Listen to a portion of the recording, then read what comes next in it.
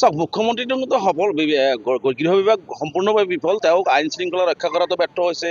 তেওঁ জুবিন গাৰ্গ ডাঙৰীয়াক ন্যায় দিয়াটো ইতিমধ্যে কিমান মাহ গুচি গ'ল। গতিকে সকলো দেশত গৃহ বিভাগ ইতিমধ্যে বিফল হৈছে। মুখ্যমন্ত্ৰী ডাঙৰীয়া এতিয়া ভয়ৰ ৰাজনীতি কৰিব বিচাৰিছে, মানুহক ভয় খুৱাব বিচাৰিছে, হিন্দু মুছলমানৰ নামত মানুহক ভাগ কৰি ভয় খুৱাব বিচাৰিছে। আজি আমি স্পষ্টকৈ কৈছোঁ, মুখ্যমন্ত্ৰী ডাঙৰীয়াৰ ভয়ৰ ৰাজনীতি আমি কৰিবলৈ দিয়া নহ'ব। আমি অসমৰ শদিয়াৰ পৰা ধুবুৰী, বৰাক ব্ৰহ্মপুত্ৰ সকলো জাতি জনগোষ্ঠী আমি মিলা প্ৰীতিৰে থাকিব বিচাৰোঁ।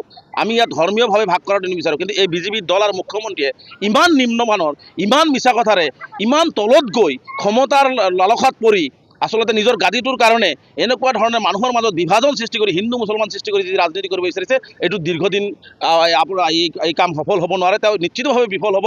কাৰণ আমি মানৱতাক বিশ্বাস কৰোঁ, মানুহক বিশ্বাস কৰোঁ, আমি মানুহে একেলগে চলাটো বিশ্বাস কৰোঁ। গতিকে মুখ্যমন্ত্ৰী ডাঙৰীয়াৰ এই নিজ মানসিকতা পৰিহাৰ কৰক। এজন সংবিধানৰ শপত খাই মুখ্যমন্ত্ৰীৰ গাড়ীত বহি মুখ্যমন্ত্ৰীৰ চকীখনৰ গাৰিমা বিনষ্ট কৰা এইজন মুখ্যমন্ত্ৰী হয়তো ভাৰতবৰ্ষৰ ভিতৰত প্ৰথম ৰাজনীতি ব্যক্তি হ'ব। কাৰণ এইজন ব্যক্তিতকৈ আৰু মিছা কথা ব্যক্তি ভাৰতবৰ্ষৰ বুকুত জন্ম হোৱা নাই। এইজন ব্যক্তিৰ নিচিনা সাম্প্ৰদায়িক নিজ মানসিকতাৰ ব্যক্তি অসমত, ভাৰতবৰ্ষৰ ৰাজনীতিত জন্ম হোৱা নাই। এইজন মুখ্যমন্ত্ৰীয়ে এই ধৰণৰ গাদীৰ কাৰণে কিমান তললৈ যাব পাৰে, এনেকুৱা ব্যক্তি হয়তো ভাৰতবৰ্ষৰ সৃষ্টি হোৱা নাই। গতিকে মুখ্যমন্ত্ৰী ডাঙৰীয়াৰ এই প্ৰপাগাণ্ডাবিলাক বন্ধ কৰক, মানুহক ভয় খোৱা ৰাজনীতি বন্ধ কৰক, মিয়া খিলঞ্জীয়া অখিলঞ্জীয়া ৰাজনীতি বন্ধ কৰক। তেওঁ মিয়াৰ কথা ক'ব, আজি খিলঞ্জীয়া যিসকলক 5টা জনগোষ্ঠীক, মুছলমানৰ 5টা জনগোষ্ঠীক খিলঞ্জীয়া চাৰ্টিফিকেট দিলে, কিয় মাটিৰ যি হিন্দু ভাইসকলৰ পৰা মাটি কিনাৰ ক্ষেত্ৰত কিয় আইন মুছলমানৰ নামত পাছ কৰা হ'ল? কিয় 35% একেলগে কৰা হয়?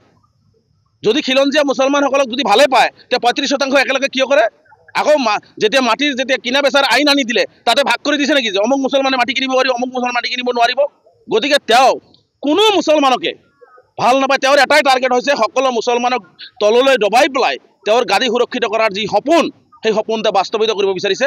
কিন্তু এটা কথা মনত ৰাখিব, ৰাজনীতিত এটা সময়লৈকে আপুনি এনেকুৱা কাম কৰিব পাৰিব, কিন্তু আপোনাক মানুহে বিশ্বাস নকৰা হৈছে, বিশ্বাস নকৰে। আৰু আপুনি এই মানুহৰ মাজত বিভাজন কৰি আগুৱাই যাব নোৱাৰে, এইটোৱে স্পষ্ট। চাওক, মুখ্যমন্ত্ৰীটো সফল, গৃহ বিভাগ সম্পূৰ্ণভাৱে বিফল। তেওঁক আইন শৃংখলা ৰক্ষা কৰাটো ব্যৰ্থ হৈছে। তেওঁ জুবিন গাৰ্গ ডাঙৰীয়াক ন্যায় দিয়াটো ইতিমধ্যে কিমান মাহ গুচি গ'ল। গতিকে সকলো দেশত গৃহ বিভাগ ইতিমধ্যে বিফল হৈছে। মুখ্যমন্ত্ৰী ডাঙৰীয়া এতিয়া ভয়ৰ ৰাজনীতি কৰিব বিচাৰিছে, মানুহক ভয় খুৱাব বিচাৰিছে, হিন্দু মুছলমানৰ নামত মানুহক ভাগ কৰি ভয় খুৱাব বিচাৰিছে। আজি আমি স্পষ্টকৈ কৈছোঁ, মুখ্যমন্ত্ৰী ডাঙৰীয়াৰ ভয়ৰ ৰাজনীতি আমি কৰিবলৈ দিয়া নহ'ব। আমি অসমৰ শদিয়াৰ পৰা ধুবুৰী, বৰাক ব্ৰহ্মপুত্ৰ সকলো জাতি জনগোষ্ঠী আমি মিলা প্ৰীতিৰে থাকিব বিচাৰোঁ।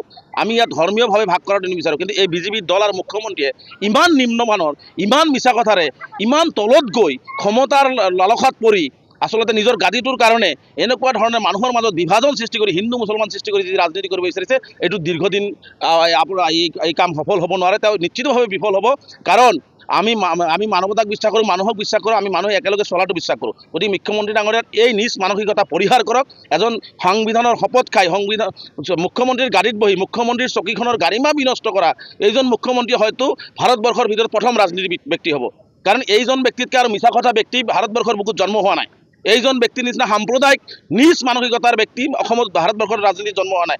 এইজন মুখ্যমন্ত্ৰীয়ে এই ধৰণৰ গাদীৰ কাৰণে কিমান তললৈ যাব পাৰে, এনেকুৱা ব্যক্তি হয়তো ভাৰতবৰ্ষৰ সৃষ্টি হোৱা নাই। গতিকে মুখ্যমন্ত্ৰী ডাঙৰীয়াৰ এই প্ৰপাগাণ্ডাবিলাক বন্ধ কৰক, মানুহক ভয় খোৱা ৰাজনীতি বন্ধ কৰক, মিয়া খিলঞ্জীয়া অখিলঞ্জীয়া ৰাজনীতি বন্ধ কৰক।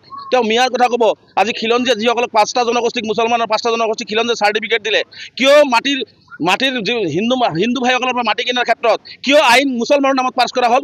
কিয় 35% একেলগে কৰা হয়? যদি খিলঞ্জীয়া মুছলমানসকলক যদি ভালে পায়, তে 35% একেলগে কিয় কৰে? আকৌ যেতিয়া কিনা বেচাৰ আইন আনি দিলে, তাতে ভাগ কৰি দিছে নেকি যে অমুক মুছলমানে মাটি কিনিব পাৰিব, অমুক মুছলমান মাটি কিনিব নোৱাৰিব? গতিকে তেওঁ কোনো মুছলমানকে ভাল নাপায়। তেওঁৰ এটাই টাৰ্গেট হৈছে সকলো মুছলমানক তললৈ দবাই পেলাই তেওঁৰ গাদী সুৰক্ষিত কৰাৰ যি সপোন, সেই সপোন তেওঁ বাস্তৱিত কৰিব বিচাৰিছে। কিন্তু এটা কথা মনত ৰাখিব, ৰাজনীতিত এটা সময়লৈকে আপুনি এনেকুৱা কাম কৰিব পাৰিব, কিন্তু আপোনাক মানুহে বিশ্বাস নকৰা হৈছে, বিশ্বাস নকৰে। আৰু আপুনি এই মানুহৰ মাজত বিভাজন কৰি আগুৱাই যাব নোৱাৰে, এইটোৱে স্পষ্ট।